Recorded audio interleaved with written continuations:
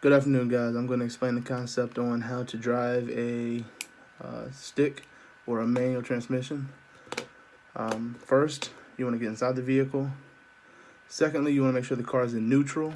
If you're sitting on flat ground, if you're sitting on a hill, some people like to put it in a gear, whether it's 1 through 5, 1 through 6, whatever you have. It doesn't have to be, but I like to put mine in neutral. And then what you're going to want to do is you're going to want to put the key inside the ignition. Then put your left foot on the pedal that's all the way to the left, which is called the clutch. The middle one is called the brake. And the far right one is the gas pedal. Once you do that, once you're holding in the clutch, you will start the car. If it's in neutral, you can release the clutch. If it's in a gear, you're going to need to take it out of that gear to be able to take your foot off the clutch. To start driving the vehicle, you are going to have to let go of the e-brake, take the e-brake off, put it all the way down, make sure it's all the way down.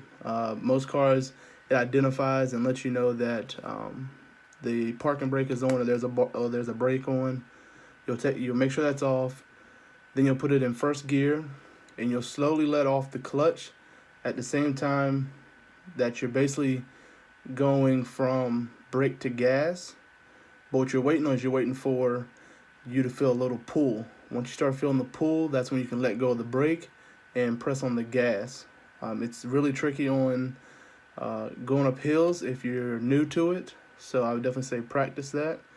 And pretty much you get it in first gear, that's the hardest gear to get started in. You'll drive until you pretty much reach the max RPMs for that gear. Then you will shift down, basically putting your foot back on the clutch, going down to second gear, releasing the clutch at the same time you're pushing down the gas. At that time, you don't have to have the brake on. It's only for first gear or whenever you're stopped.